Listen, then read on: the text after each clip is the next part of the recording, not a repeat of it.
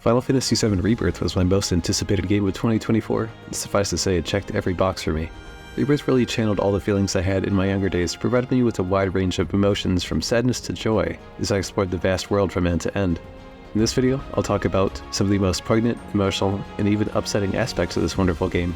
Just like Final Fantasy VII Remake before it, it really brought back all the feelings I had playing as a kid, and at the end of the video, I want to discuss a few theories I have for the final entry of the Remake trilogy. Will our fate be changed forever?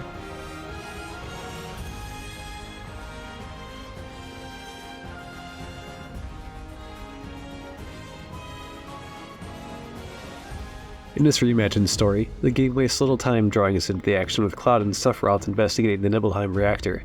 With a noticeable difference in Cloud's mannerisms and his interactions with Sephiroth, if you played the original or the prequels then you know where I'm coming from here. What really grabbed me about this segment of the story was not only the banter between Cloud and Sephiroth, but the fact you finally got to play as Sephiroth, and man, it was amazing.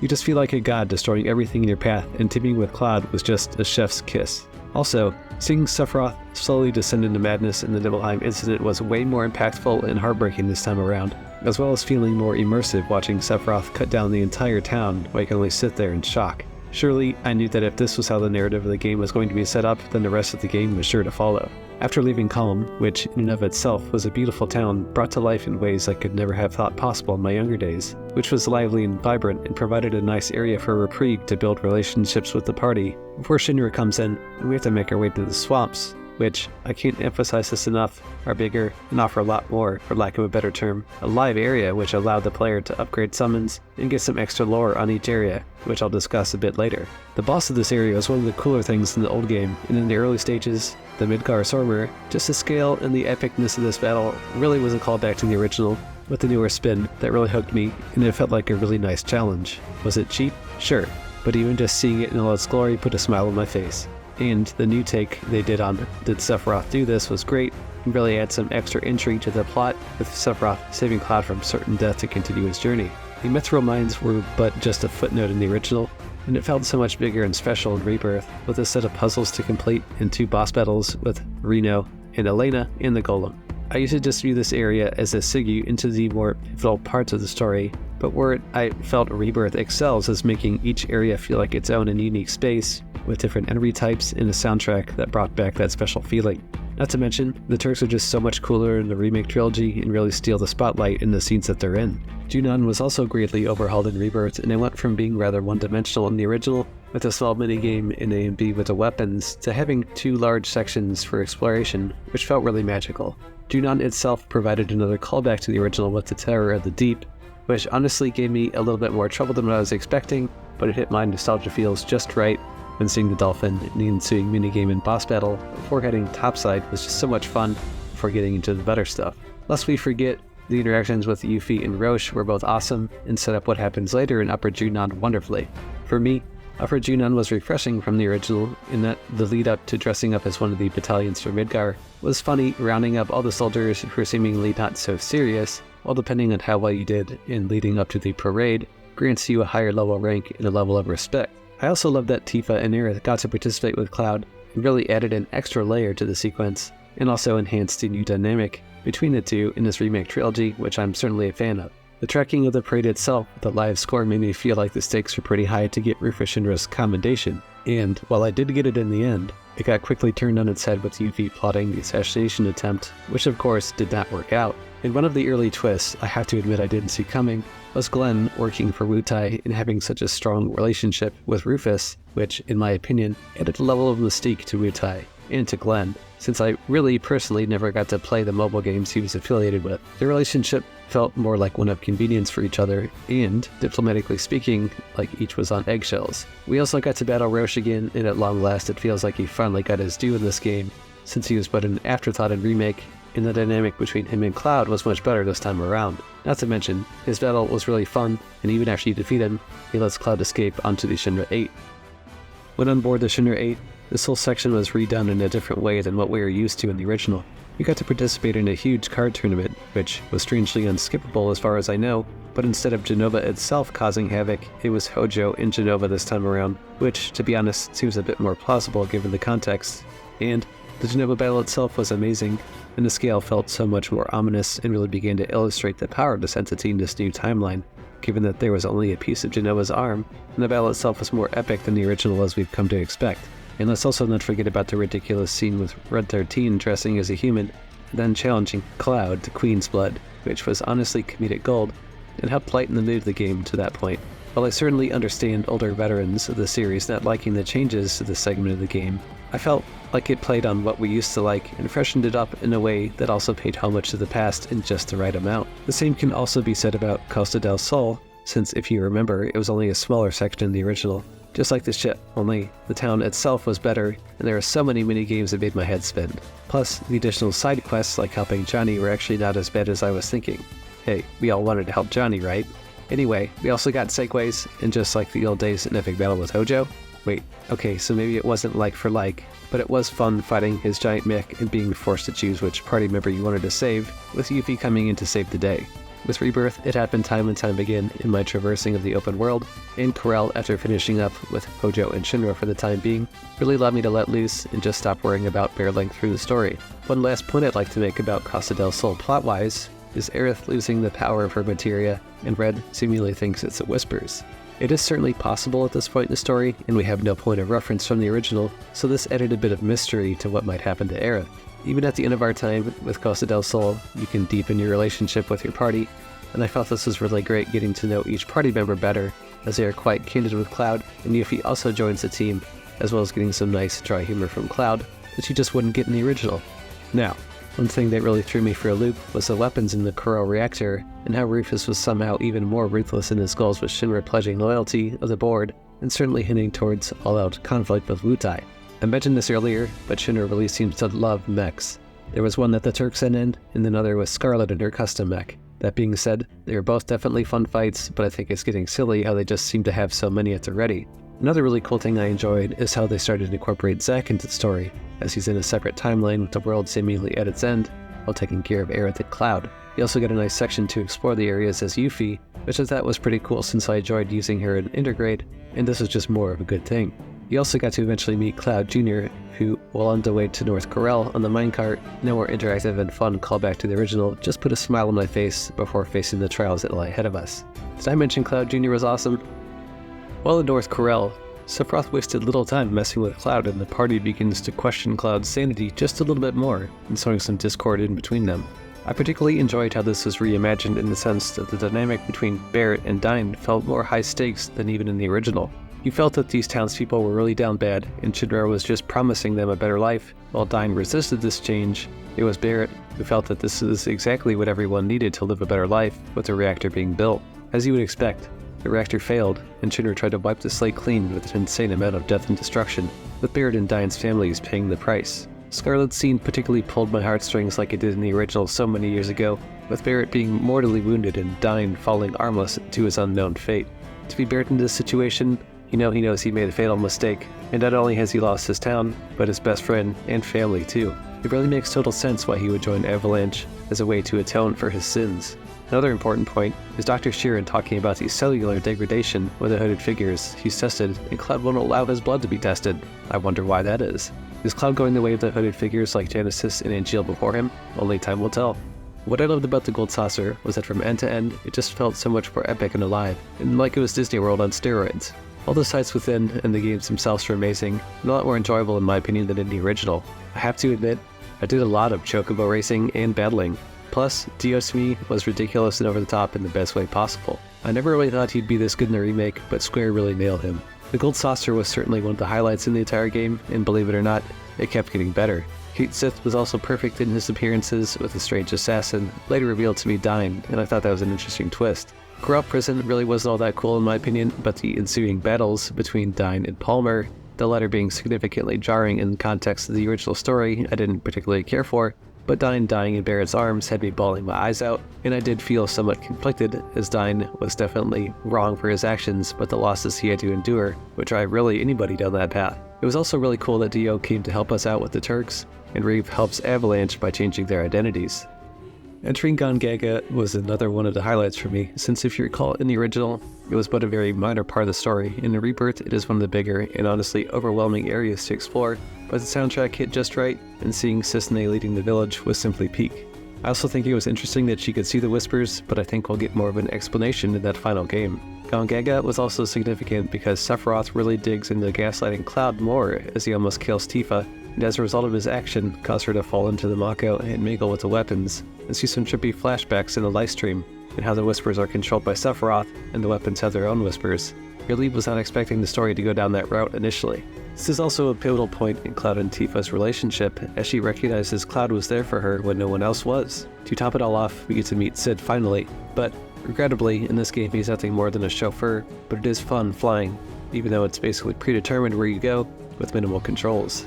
But landing in Cosmo Canyon was really special, and arriving there carries just as much, if not more significance than it did in the original. Oh, and for some reason, Roche really wanted to get experimented on by Hojo. Anyway, seeing Red 13 arrive home and immediately morph into a kid was pretty funny, since at this point he's been acting old and wise, and was not led to believe he was that young. Well played, Red. Cosmo Canyon was another hit to my nostalgia dopamine, with Bugenhagen showing how the planet works and its troubles. Square really nailed the moment in 3D, and I had the biggest smile on my face as Cloud, Tifa, and Aerith gazed in amazement at the show.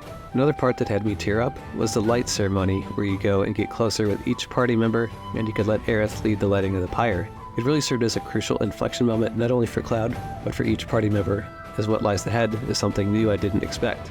During Red 13's trial, we learned about the past of his people and their conflict with the Gi. I thought this was more fleshed out and gave us more context into the conflict with the Gi, and after defeating the Gi Natak boss, we got to learn firsthand about them, and that they cannot die, and they also created the Black Materia. This detail I found to be a really cool addition. Really made me wonder at this point how much Sephiroth was influencing the Gi and the events to date. Quick note too, Red 13 seeing his father and reliving that scene hit so hard I just couldn't help but break down again. Just masterful storytelling. As if Cosmo Canyon didn't have enough emotional and impactful moments, then we got to head to Nibelheim with tensions high.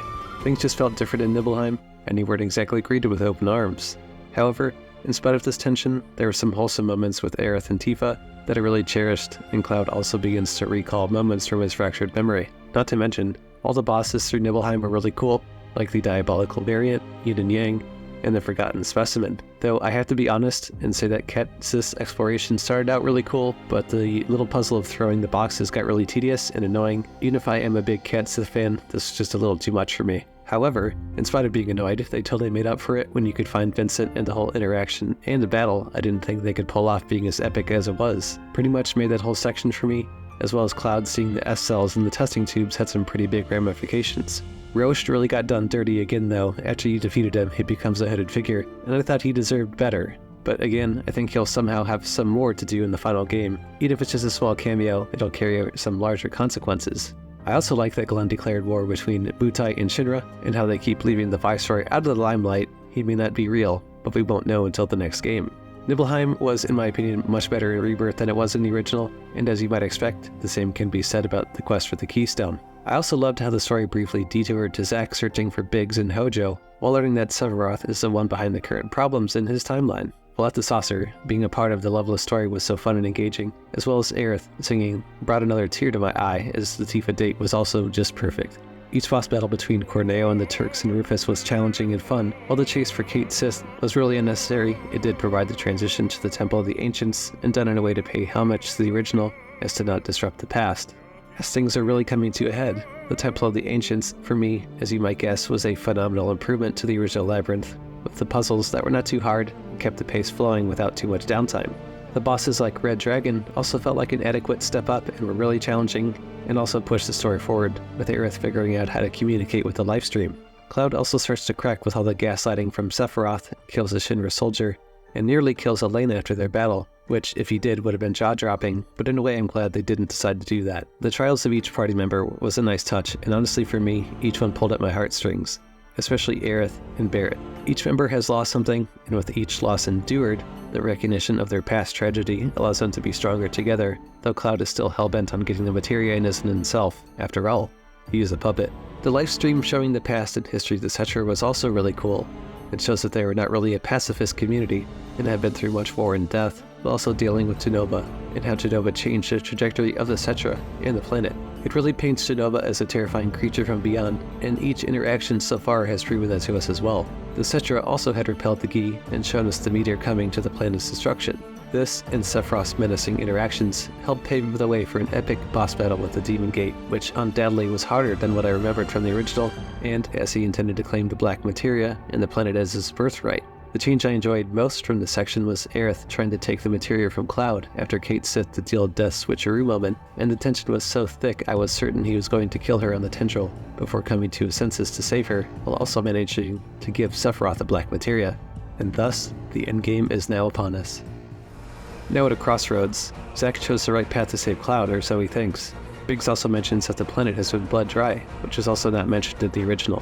Where things get even more off the rails is when Zack meets Sephiroth at the church, and as he is cast away, the good whispers guide him into a light, where he seems to be in suspended animation, as Cloud is given the holy materia by Aerith, and she thanks him for everything as he's cast into a singularity as Sephiroth gets closer to Aerith. And then, in an even more insane scene, Cloud and Sephiroth travel through a multiverse, and Cloud is shown all the different worlds and how fate is breached, and it is a homecoming, not a death. It's absolutely trippy when you wind up in the ancient forest, following Aerith, who says to go to the Forgotten Capital. This whole sequence was truly cinematic, and once arriving at the capital, Sephiroth was already merging the worlds together for the reunion. In probably the most heart-wrenching scene in the whole game, we relived Aerith's death, and I felt like I got stabbed right in the heart myself, and I broke down at this part just like I did in the original, and had to partake in one of the most epic boss battles in recent memory with Jenova Lifeclinger. Then, it even got even more insane as you got to use Cloud and Zack to battle Sephiroth as if you hadn't even recovered from the last battle. At least, in my case, I was still reeling. Then again, you have to fight Sephiroth Reborn, which was fucking crazy and took 3 different sections essentially to finish him off. And it went even further, and Aerith and Cloud fight Sephiroth in the crescendo with full disclosure. I was honestly blown away, and it kept escalating, and the scale of the final battle had surpassed both remake and the original in this section. Zack seems to fade away into the unknown as Aerith passes on into the live stream, and Cloud seems to have another fractured memory of her materia falling into the water. What's crazy is after she passes, only Cloud can see her, and Red can sense her, but I want to talk about this more in the theory section of the video. One thing that also shocked me was Glenn was nothing more than a puppet of Sephiroth who was influencing these events the whole time. The weapons were also doing their part in the livestream, which will have bigger ramifications in the final game. With the game ending that only Cloud can see the planet's fourth state while communicating with Aerith, he also has a black materia. We know that Sephiroth is up north, and there are no promises that await us at Journey's End. Overall, a masterful work of storytelling, and definitely made me nostalgic, while also embracing some of the new changes that brought life and cohesiveness to the story. Now, let's talk about some other aspects of the game like world exploration, side quests and mini-games, and the upgraded combat system, as well as some fun theories I have for the final game. Exploration of open worlds has been a focal point of not only Final Fantasy VII, but of the franchise as a whole. In Rebirth, they managed to incorporate that sense of the unknown into the game, while giving the player a myriad of challenges to accomplish in the overworld, like hunting fiends, finding livestream crystals for lore on the areas, and even summon crystals to make the battles a little bit easier. I legitimately felt overwhelmed at first after the grasslands. I felt like I could pace myself a little bit better after that, knowing what I did and did not want to do with my time. The only thing I can say that I didn't exactly care for were the proto-relics, as it felt like a wild goose chase, and while the payoff is good, it's just not for me personally. The side quests are also quite good, and I felt like an improvement on both Remake and Final Fantasy XVI. There wasn't an overabundance of them, and the ones that were available in each area didn't feel too difficult where the player would feel burnt out. There are some tedious ones, like getting a chocobo in each area, but that's really only a minor complaint for me. I enjoyed doing Johnny and Kyrie's side quests, as they felt like a nice detour from the main story, and just like the original, all of what I had mentioned so far is totally optional. Quick note on this too, is Salmon's side quest had some of the best music in the game, and it was just a fantastic use of time for me. The minigames in Rebirth are an absolute masterclass with Queen's Blood, the Frog minigame, Red 13's Rocket League, and even a little shooting gallery in Costa del Sol. Not to mention everything in the Gold Saucer you could play for hours on end, and not even return to the main story. After you complete the main game, you can even go back to the saucer for a harder challenge, should you so choose. This is exactly what I was missing in Remake, and Square really pulled out all the stops with these games. I'm sure they know how much we all enjoyed them, and will give us something even better in the final game, since this will be the last part of this epic remake trilogy, and all the stops must be pulled out. They didn't stop with making these things more enjoyable either. The combat, materia, and weapons have also been changed too, so let's quickly go over that. Final Fantasy VII Remake had my favorite combat style to date, and they managed to improve on it with integrated DLC, and I'm pleased to tell you with Rebirth, they made it even better. As your relationships improve with the party, you can use different synergy attacks, and some attacks won't use MP either. Depending on who you have in the party, you can use them to build stagger, and with the synergy, really deal out some big damage, and it felt really smooth and crisp. If you're in a tough spot, you can even call in some reinforcements from the bench to deal some smaller damage, and this gives you some time to either heal or think about a different strategy to attack the enemies or the bosses. The materials also provide you with a different element to combat, just as they did in the original, and you can do some things like siphon limit from your party, use wards to increase magic damage, and link materia like fire to spread out upon multiple enemies. Not to mention, they added some of my favorite summons like Alexander and Bahamut in a crazy hard battle with Odin to really test out your limits in combat. The folio system is one thing I think I was less okay with in regards to changes made from Remake. In Remake, it was simple, quick, and easy to upgrade your weapons. Involve Rebirth suggests that you auto-upgrade. I never really felt the need to do so, and the folios were a little underwhelming to me, and I think they could have left it as is from Remake, and I'd have been perfectly happy. However, with the changes made to the party combat, it does make sense in this context why they chose to go this route. I still think it'll get changed again for the final game, but we are nowhere close to finding that out yet. Now, let's discuss some fun theories I have from Rebirth and for the final game. The first thing that came to my mind after completing the game is that while Aerith is definitely dead, the Aerith that is talking to Cloud could be Jenova playing with Cloud's fractured mind, since no one else can see her, and Cloud does have Jenova cells within him. It'd be pretty insane for the events to transpire in the next game with Cloud being led astray by someone he thinks he can trust or believes is real to him. Since we know that Glenn is Sephiroth's puppet, does this also mean that the Viceroy of Wutai is also a Sephiroth puppet? This would be a pretty substantial change from the Wutai in the original, and I have to assume that in the third game, Yuffie will also have her own trials again, but what if she has to battle the Viceroy who ends up being a variant of Jenova and assumes the mantle of Commander of Wutai? It could work out, but only time will tell for this one. With Zack, he seems to be in between worlds right now, so I'm wondering if in the final game, we have a few chapters of him fighting through various worlds, with Aerith's help, communicating with him through the livestream so he can get back to Cloud before he ultimately sacrifices himself in the end. That would be pure cinema in my opinion, but I trust Square to do him right either way. Embrace your dreams and become a hero.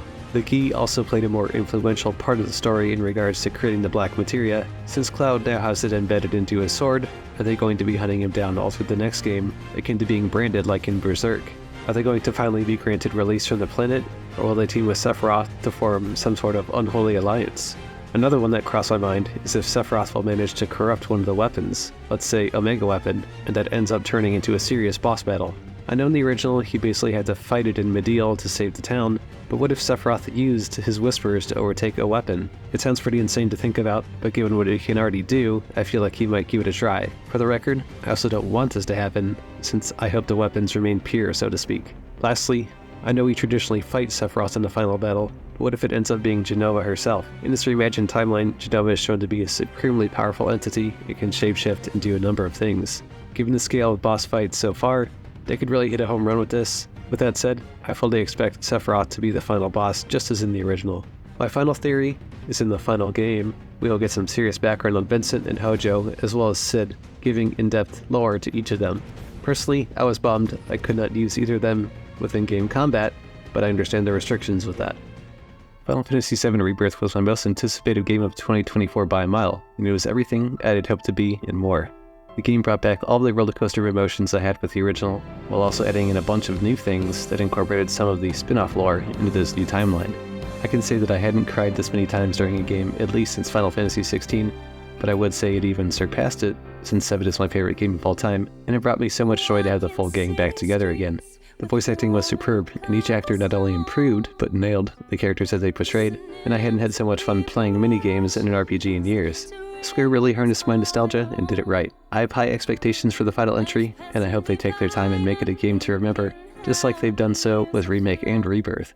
This is unequivocally my game of the year, and I don't think anything will come close, in spite of its flaws. I hope that you've enjoyed this video, so please like and subscribe, and I'll catch you in the next one. Star Soldier 17, out.